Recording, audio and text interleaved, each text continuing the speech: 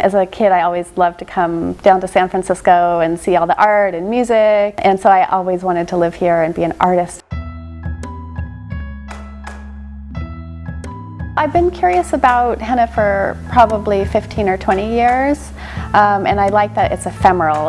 And I like any kind of art that comes from nature, either natural pigments or art that disintegrates, and also the lack of perfection is something that doesn't have to be perfect because it's going to go away in a couple of weeks.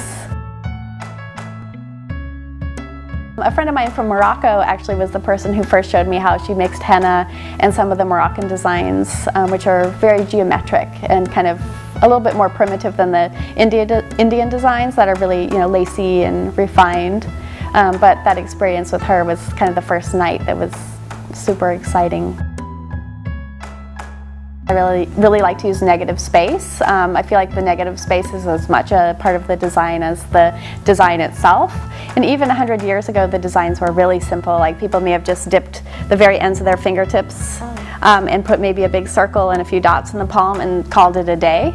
But now a lot more effort goes into creating really interesting designs. The other half of my business is I import henna and other supplies from India, Morocco, and other countries, and I resell them to other professional artists. When you're working with a living canvas, you have all those fine movements that the person does without even knowing it, like even if they take a breath or if they laugh or if they even move their arm, you can feel the reverberations all through their body. So it's really challenging to work on a moving target.